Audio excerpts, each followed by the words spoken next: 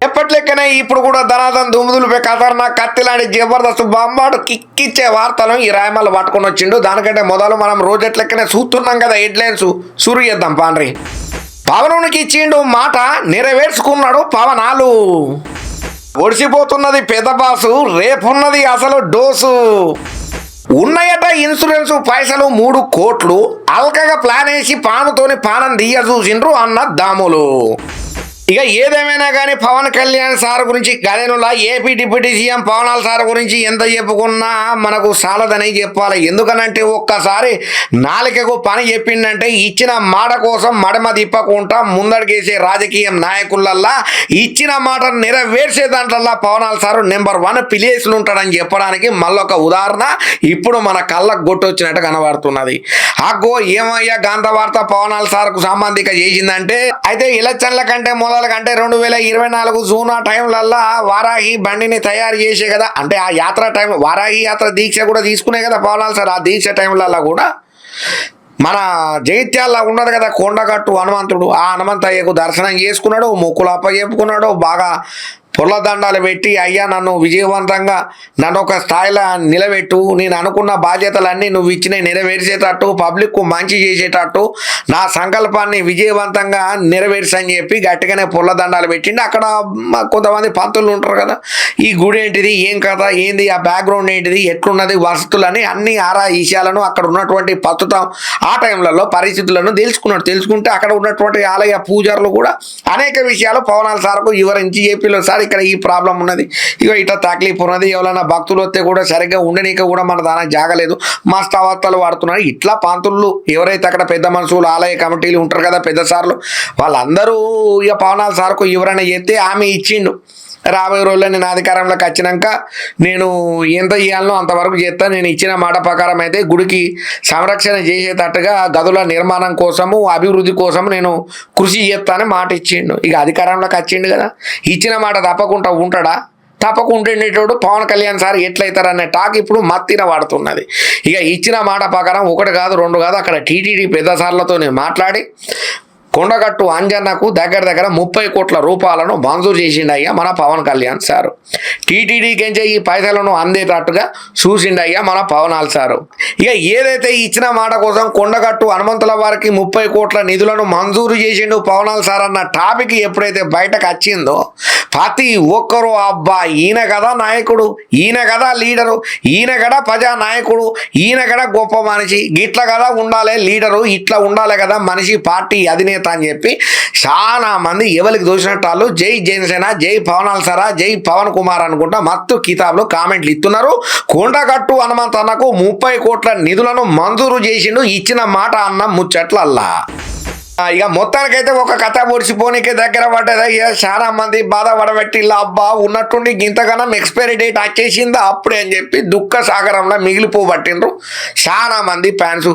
ఆగో ఎవరు దుఃఖ సాగరం, ఎక్కడ కథ కమానీసు పురాగా చెప్పు అని అంటే పోయిన 8 సీజన్లలో ఎంతగానో రచ్చ రభస ఏందో ప్రత్యేకంగా చెప్పాల్సిన పని లేదు. ఈ 9వ దాంట్లో కూడా ఇంకెంత ఎక్కువనే అయ్యింది, కానీ ఎన్నో కాంట్రవర్సీలకు వివాదాలకు అనుకోని కథ మలుపులకు ఎన్నో రకరకాల కామెంట్లు కౌంటర్లో ఎవరికి దోషినట్టాలైతే గట్టిగానే తిట్టిళ్ళు పొగిడిళ్ళు ఓ మోస్తారుగా ఈడ్చిన వాళ్ళు సుతం ఉన్నారు. మొత్తానికైతే డిసెంబర్ 21వ తారీఖు నాటికి ఈ బిగ్ బాస్కు ఎండు కాటు పడబోతున్నది. అంటే ఇక 1 కాదు 2 కాదు దగ్గర 15 వారాల పాటు అయితే బిగ్ బాస్ కంటెస్టెంట్లు అయితే గట్టిగానే కసరత్తులు చేసిరు. పోయేటోళ్ళు పోయిళ్ళు, వచ్చేటోళ్ళు వచ్చిళ్ళు, ఆడేటోళ్ళు ఆడిళ్ళు, ఊగేటోళ్ళు ఊగిళ్ళు. ఎవరికి దోషినట్టాలైతే ఫ్యాన్ బేస్ని అయితే సంపాదించుకున్నారు. కొంతమంది డిసప్పాయింట్ అయ్యారు, కొంతమంది అయితే ఇక గిదెక్కడి చెత్తసోర పనికి మళ్ళీ సన్నాసులతో అసలు సభ్య సమాజానికి ఏం మెసేజ్ ఇస్తాం అనేటోళ్ళు లేకపోలేదు.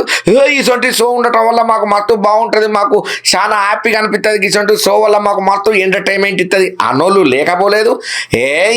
ఏదో ఇంట్లో టీవీ నొక్కుతా అంటే కనబడ్డది కాబట్టి చూస్తానరా ఏమున్నది ఏదో నడవాలి కదా కాలక్షేపానికి అన్నోళ్ళు కూడా లేకపోలేదు. ఏదేమైనా కానీ మొత్తానికైతే వినోదం ముచ్చటకొస్తే ఏమో తెలియదు, కానీ మొత్తానికైతే 15 వారాలు అయితే కింద మీద పడైతే నడిపించిల్లయ్యా ఈ బిగ్ బాస్ను. ఇక రేపు డిసెంబర్ 21వ తారీఖున ఎండ్ కార్డు పడబోతున్నది.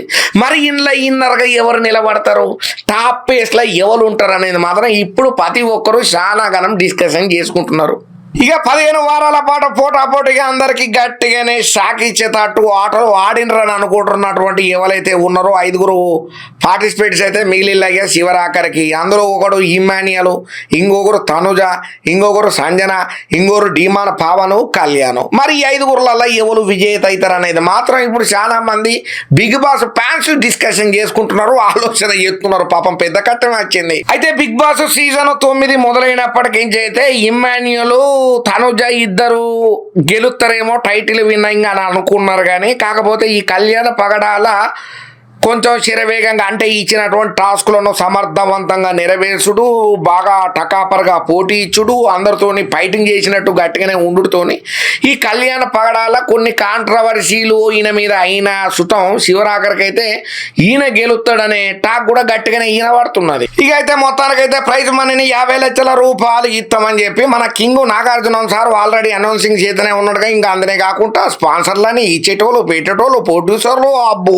ఈ షోకు ఎంత కావాలో మళ్ళీ అంతనే కాకుండా ఇంట్లో ఈ బిగ్ బాస్ హౌస్లో ఎన్ని రోజులు ఎంతగానము ఆ కంటెస్టెంట్ ఉంటాడో అన్ని పైసలను చూద్దాం రెమ్యునరేషన్ కిందన ఇస్తారు. అది కాక మళ్ళీ ప్రైజ్ మనీ చూడండి. ఇక అదృష్టం అందరూ నక్క తోక తొక్కొచ్చిండ్రు అని అంటారు కదా, ఆ సేమ్ ఈ బిగ్ బాస్ కంటెస్టెంట్లది కూడా ఇప్పుడు అట్లనే ఉన్నది.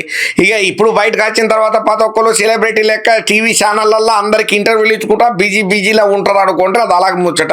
సరే మొత్తానికి ఎవరికి వాళ్ళు వాళ్ళ టాలెంట్ చూపించి బిగ్ బాస్ టైటిల్ని ఓట్టుకోబోనికనైతే గట్టిగానే ప్రయత్నాలు చేస్తుంటారు. ఇక గ్రాండ్ ఫినాలే ముచ్చట్లకు వస్తే టైటిల్ బిగ్ బాస్ వదులుకొని పోయిన వాళ్ళకు కొంతమంది ఆఫర్ చేస్తుంటారు, వదులుకోకుండా త్యాగం చేసిన వాళ్ళకు కొంతమంది. ఇక ఇట్లా రకరకాలుగా ఎన్నో గొల్లెన్ సాపులు ఉంటాయి. శివరాఖరికి అయితే ఇప్పుడు చెప్పేది ఏంటంటే సీజన్ 9 బిగ్ బాస్ పర్వాలేదు ఆనందాన్ని అయితే ఇచ్చిందని అంటుంటే, కొంతమంది దానంత వరస్ట్ షో లేదనే ముచ్చట పక్కన పెడితే మొత్తానికైతే డిసెంబర్ 21వ తారీఖున ఎండు కార్డు పడబోతున్నది, ఓడిసిపోబోతున్నది ఈ బిగ్ బాస్ 9 సీజను. ఇక సరే శివరాఖరి దాకా కొనపానందనక కొట్టి మిట్టాడినటువంటి ఎవరైతే ఉన్నారో ఈ లాస్ట్ 5 కంటెస్టెంట్స్ నిలబడ్డారో బిగ్ బాస్ హౌస్లో ఇమానియల్ అని, సంజన అని, డీమాన్ పవన్ అని, కళ్యాణ్ అని, ఇంకెవరు మన తనుజ, ఇక వీళ్ళందరూ ఉన్నారు కదా. మరి వీళ్ళ ఎవరికి ఆ ప్రైజ్ మనకి వస్తుందో అనేది మాత్రం చాలా ఉత్కంఠగా రేపు పినాలేలా దీలే ముచ్చట చూడాలి. మరి ఎవరు వస్తారో ఏం సంగతో. కానీ ఇది ఇప్పుడు 2 తెలుగు రాష్ట్రాలలో పెద్ద ఆ టాపిక్ అయ్యింది.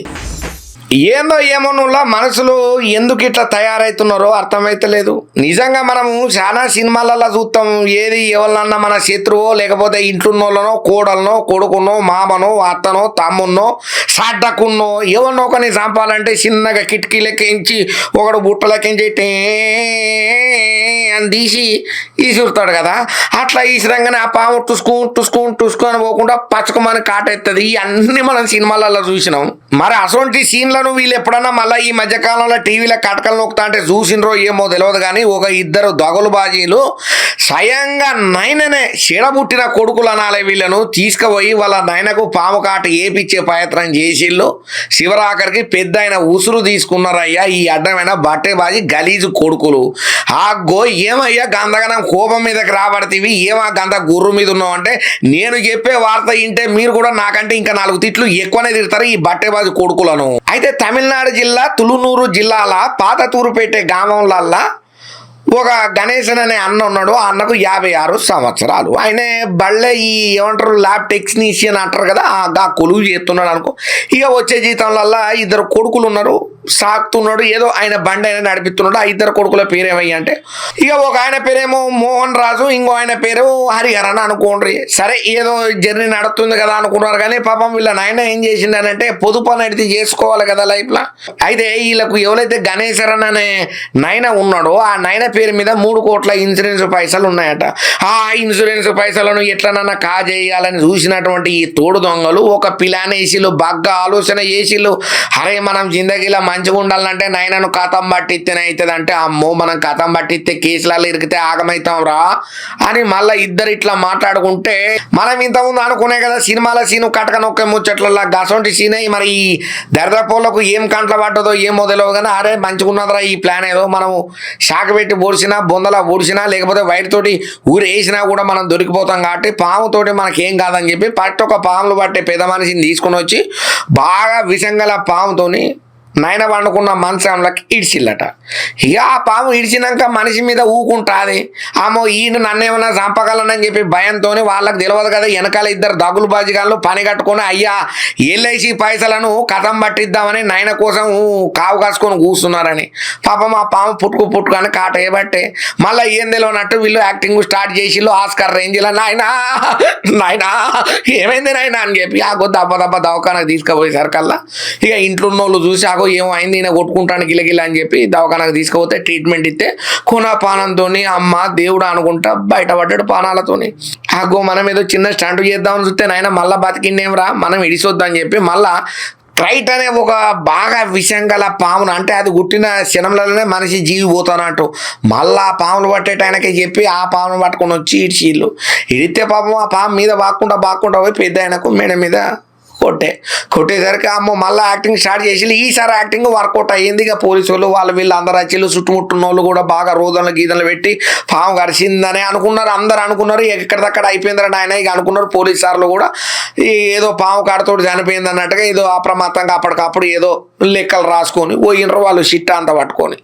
ఇక పోయిన తర్వాత ఏమైందంటే ఇక మరి నాయన అయితే పోయిన తర్వాత మనం అనుకున్న ప్లాన్ ఒకటి ఉన్నది కదా, నాయనను కథం పట్టిస్తే మనము ఆ ఇన్సూరెన్స్ పైసలను నొక్కొచ్చు అని ఇక ఆ ప్లాన్ ముంగట వేసుకున్నాడు. ఏమంటే ఇన్సూరెన్స్కు అప్లై చేసి ఇద్దరు ఈ బట్టే బాజు అన్నది అమ్మోళ్ళు ఏమన్నా ఇన్సూరెన్స్ అప్లై చేయగానే ఒక పెద్ద మనిషి చేయండి చెప్పండి మీ నాన్నగారు ఎలా చనిపోయారంటే, సార్ మా నాన్న రాత్రి వండుకున్నాడు సార్, ఇట్లా మంచం మీద వండుకున్నాడో లేదో ఒక పాము వచ్చి గీడ కరిచింది సార్ అంటే, గాడ కాదురా గీడ కరిచింది అట్లా కాదని ఇట్లా వీళ్ళు ఇదేదో మాట్లాడుతుంటే వివరాలు వాళ్ళ ఆయనకు సంబంధించిన చెప్తుంటే వీళ్ళు మాట్లాడే మాటలల్లా తెలివైనటువంటి ఆ ఎల్ఐసి ఏజెంట్ మా గొప్పోడు కనిపెట్టిండు.